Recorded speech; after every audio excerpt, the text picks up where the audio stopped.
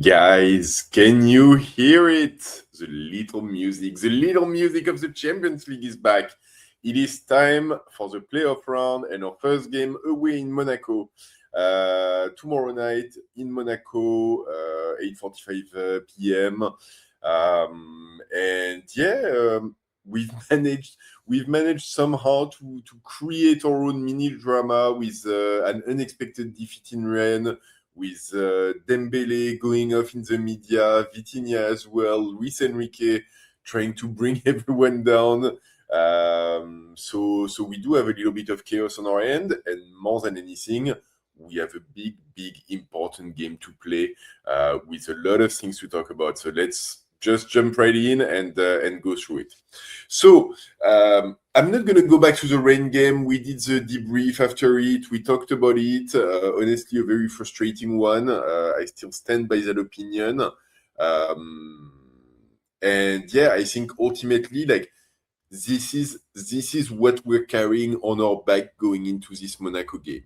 And we go into this Monaco game, honestly, not in the best shape possible. Obviously, you're coming off of a defeat. It's a Monaco team that beat us at their place in Ligue 1 last November. A Monaco team that just won their league game against Nantes despite playing 10th v11 for a while. Yeah, it's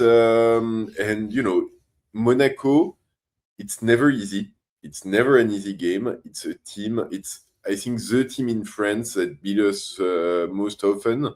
I saw some sort of data point came back. I don't remember exactly what it was, but I think it's the one team in France that beat us the most in history is Monaco. So yeah, and it's the Champions League. It's the Champions League. There are no easy games, cliche as it might sound. So let's be clear. I think we go in as favorite. I think on paper we've got a lot more quality and a lot more things going for us than Monaco. But we need to play the game, and we need to play the game in the best way. So I think there's a few things that we should be looking at. Some of them are on our side, some of them are on the Monaco side in terms of tactics. And I think, in terms of tactics, and I'm going to start by that. Last November, Monaco beat us at their place. The way that they did it is to be very, very aggressive in terms of cutting off our transmission line and trying to push their block really forward, but also being very smart at switching rapidly back to defense in a way which was pretty uncharacteristic from some of their players. Looking back at that game and looking back at a lot of analysis and looking back at, with a fresh mind, one of the things that was critical at that time was that we played with Warren Zaire-Emery on the right of defense and Lucas Fernandez on the left. And I think this season, and right now, if there is one thing that is absolutely critical, it's Nuno Mendes. And I think, at that point of the season, Hakimi as well.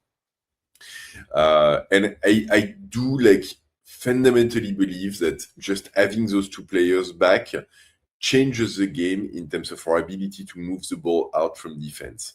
Because obviously, when you're Pacho and you've got the ball at the edge of your area and you've got to move it forward, and you know that the guy next to you is Lucas Hernandez, you're more tempted to play long, you're more tempted to try different things, you got less trust in him, and let's face it, you pass the ball to Nuno Mendes, you know that he can play 1-2, he can make a run on the wing, cut back inside to the middle, he can combine with Vitinha, he can play long if necessary, and he's just got a box of skills that's a lot deeper than what Lucas Hernandez has. And same thing on the other side. I think if I'm a Monaco defender and I've got Hakimi opposite me, how far am I willing to push forward and how much space am I willing to open in my back knowing that I might have a Doué, a Gvara, or like a Barcola behind me, ready to make a run and into any sort of space that I create. It's honestly, it's tactically very different from God bless, like a Zaire Emery who did amazing replacing Hakimi, but you know that it doesn't have the same technical capability and also like the same physical and speed in particular than Hakimi. So just having those two players back, I think, makes a big difference. I think like the point of contention as well is going to be in midfield. We've seen in recent games and we've talked about and how much we miss Fabian Ruiz. He's not going to be there for this game. Mayulu is not going to be there for this game. It's looking back like we're going to get like the same midfield three that we had against Rennes of Vitinha, João Neves, and Warren Zaire-Emery. And if I'm very honest, I think it's a midfield that maybe right now lacks a little bit in terms of offensive contribution and how much they can like serve to pivot the game from defense to offense. I think that's something that Fabian Ruiz just phenomenal at, being able to like be able to make that transition between a defensive midfielder and our offensive line. I think João Neves and Warren Zaire-Emery, they've got huge skills, especially when it comes to physical impact, to covering a lot of ground, to getting balls back, and so on and so forth. But I think them being able to find a killer pass that might not be like the assist on the goal, but might be like the pass just before the assist. They don't have that as much, and I think we miss that sometimes against Rennes. And if I'm honest, I was thinking of this game, and I'm like, I hate saying it because Warren Zaire-Emery is having a really good season. He's back at the top level and so on. But for this game, I'd almost wish to see Kang-in Lee or even Draw starting the game instead of Warren Zaire-Emery to provide this little bit of passing quality and technical quality that I think we were missing against Rennes. I think it wouldn't be like the craziest thing in the world. And I think in terms of our ability to move the ball out from defense and connect it to our line of offense very quickly to catch this Monaco defense wrong-footed, I think it makes a lot of sense. And we're gonna have to see, like how we organize, what sort of starting 11 do we have. I fully expect, honestly, I fully expect this Monaco team to play with three at the back, despite the best wisdom of journalists in France right now. Monaco played a 4-2-3-1 in their last game against Nantes, but they've been alternating between sometime playing 5-2-3 or 3-4-3, depending on how you look at it. But yes, three central defenders and two midfielders. And yeah, honestly, I really do think they're going to play three at the back. It's a system that we know causes problem for this PSG team. We know they've played it in the Champions League against Juventus, and kind of gives them a little bit more stability at the back. And so I think, the pair of Camara and Zakaria in midfield, if they can have another player that slot into central defense and that can just jump into midfield on possession, makes a lot of sense to me. And I think ultimately, I think tactically would make a lot of sense, and I can see why they would adopt that. We'll have to see. It's obviously they can have one thing at the beginning, they can change it mid game. Nothing is set in stone, and I think right now, the name in football is really around the flexibility and adaptability. So we'll have to see, but yeah, really wouldn't be surprised to see that. And I think for us, it's going to be a question of how do we respond, because we do want to have the density in midfield and be able to physically find our way through this Monaco midfield. Where I think, like Zakaria, Kamara, it's a pair that's very physical, that can muscle their way, that do have some sort of technical skill. But yeah, I do think they're going to try to pose a physical challenge to us. So we'll have to be ready for this. But at the same time, yeah, I do think we need creation in midfield to be able to connect on our team and move the ball forward quickly. I think ultimately, like where we might pose create deep problem for this Monaco team is if we manage to come at their defense with speed. Because a player like Kerrer, a player like Faes, they're not the strongest if they get like attackers coming at them, jumping into space, and coming at them one-on-one. And on the side, Venderson and Caio Henrique, they're fullbacks who we know tend to be very offensive and push forward, and so they might leave space open behind them. And so if we can exploit those spaces, if we can make run at the defense, if we can isolate them, and all of a sudden, make runs, it's gonna pose problem at them, and we don't want for them to have the time to bring their block back together. And when they try to press us very far on the pitch into our side, we want to be able to exploit the spaces that it creates at the back. And so we'll need to transition very quickly. We'll need to be efficient there. We'll need, and I'll go into like the Dembele and the Vitinha declarations and media bonanza after Rennes. We'll need to make the right decision. We'll need to play as a team. We'll need to not play individualistically. And I honestly, I have faith in that. I honestly, I don't buy that much into a problem here. And so we'll have to do those things. I think we're armed for it. So yeah, it should be okay. I think in terms of starting 11, just to go briefly into that, for PSG, it's fairly straightforward. Like I said, I kind of hinted at that. We're going to have Safonov in goal, no question. We're going to have, I think, Hakimi, Marquinhos, Pacho, Nuno Mendes. If there is a slight question mark, it'd be on Hakimi. But I honestly don't think Luis Enrique would replace him for a game like this. So I definitely do think he's going to start, and let's hope he plays better than against Rennes. In midfield, like I said, I think Luis Enrique would do Vitinha, João Neves, and Warren Zaire-Emery, even if I wouldn't be opposed for a more creative midfielder instead of Zaire-Emery. And then up front, there's a little bit more question. Personally, I tend to think Barcola on the left, Dembele in the middle, and Kvara on the right. So Doué would get the bench.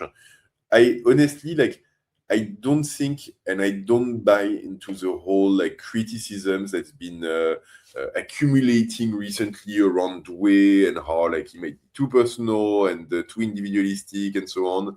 I don't think that was the point of Dembele going out in the media.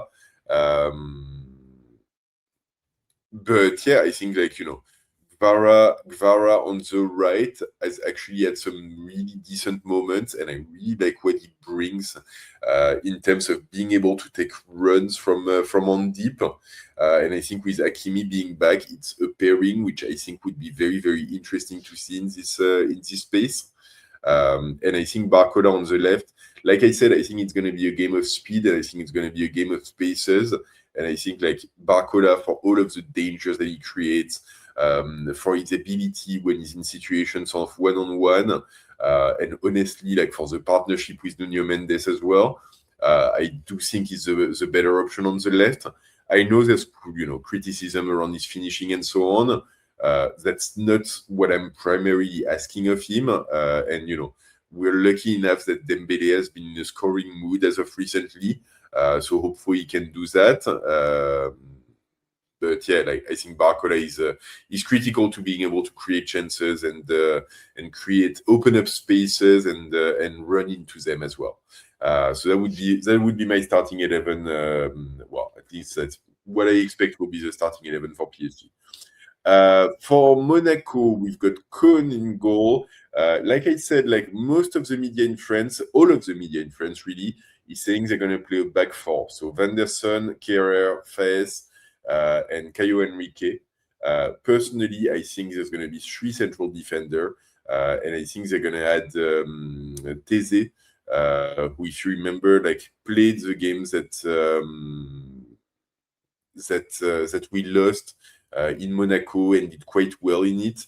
So I wouldn't be surprised. He's also a player that can play both in central defense and in midfield. So he's perfectly equipped to play in both roles and jump out of defense and into midfield in possession. Central midfield would be Camara and Zakaria. Up front, they've got a big question mark because Akliouche picked up a knock in the last game and so might not be playing. It's still a might at this point, but it looks like he's not going to be available, or at least he's going to be starting on the bench. If so, probably Koulibaly and Koulibaly might play once again if they play four at the back. If they play five, I think he's the one who jumps out, along with Golovin and Adingra, who's one of their winter recruits, and Balogun up front. So we'll have to see. I think the tactical shape is a big question mark here. But yeah, like I honestly I really expect three at the back. I do think that's the option that makes the most sense, and I really do think that's where they're gonna go. So anyway, this is kind of what I have. I think in terms of prediction, it's a really hard one to predict. I'm not trying to be cagey, but like literally Monaco is the most inconsistent team in Europe this season. And PSG, obviously, we've been Dr. Jekyll and Mr. Hyde of, Dr. Champions League and Mr. Ligue 1. So who knows in a Champions League game against a French team, who knows which version of PSG is going to show up. I really hope we get the Dr. Champions League. I think if we do, honestly, it could be a sight to see because, like I said, I do think we've got the quality and the skill sets to break this Monaco team apart. I do think it's going to be a tough game, honestly. I think we get the win. And honestly, like I'll be satisfied with any sort of win, obviously, because we're playing away from home and there's going to be a return game. I'll even be satisfied with a draw, honestly. Like it wouldn't be the best, but we play the return in Parc des Princes, so like yeah, perfectly fine. I just don't want to have to catch back on goals in Parc des Princes. I do think if I have to give a prediction, I'll say 2-1 for PSG. So kind of a slim margin win, I think makes a lot of sense. And it's kind of like, it's the middle point of prediction because honestly, it could go either way. It could end up being a very closed off, boring game, but I don't think that's really what's going to happen. It could, but I don't think so.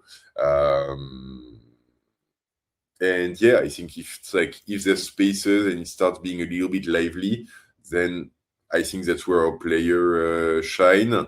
Hopefully, they've heard Dembele's and Vitinha's word, and they've had a chance to talk together, and they take that in stride to mean, they need to collectively do more.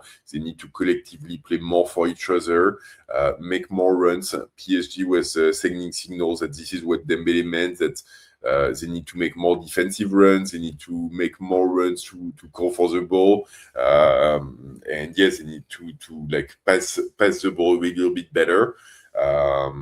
If they hear that and they do that, and we continue seeing the ramp up that we've seen physically, yeah, I think we're going to be in a good place. And I think I'm not buying into the whole drama of PSG right now. I think I'll close on that. I hear, I read, and I look at a lot of things when it comes to PSG, and I think this we're still all playing by the fact that we're waiting for this season to turn into a replica of last season, and I don't think it's gonna happen. And I think we need to be satisfied with the fact that we might not end up as good as last season. It might not be as easy as last season. We might have some defeats along the way, and it's perfectly fine. A defeat doesn't mean that all of a sudden we're horrible, and we're gonna lose everything and so on.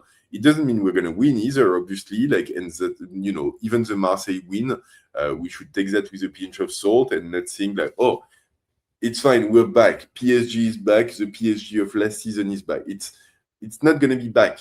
We should stop with that. PSG of last season, it's gone. It was last season, and I think in most fans' heads as well, now we have an idealized version of what it was PSG last season. Sure, we had turned in some great performances and we played amazing in a lot of games. But I remember that we managed to lose the first game against Liverpool. I remember that we lost in Aston Villa and almost got eliminated. I remember that there were games that were harder and more hard fought. So yeah, reality is what it is. So yeah, we should be ready. I'd be happy. Like I said, I'll be happy with the win in Monaco. I do think we've got what it takes to see our way through this round, and then we'll see what comes after and how we continue to evolve. But right now, yeah, I don't buy into the doom and gloom post one defeat. I don't buy into euphoria post one win. So yeah, let's just be level-headed and confident and strong, and just band together, because if the players need to come together and put the team above all, I think the fans need to do the same, and I think we need to be ready to support, to be ready to push, and to be ready to come together. So that's a nice closing statement, I guess. I'll leave you with those beautiful thoughts of togetherness, of the team coming together. Monaco PSG tomorrow night in Monaco. It's Champions League time, and it's a time for champions. We are the champions of Europe still. We are defending our title still. I think the players are uber motivated by this. So are the fans.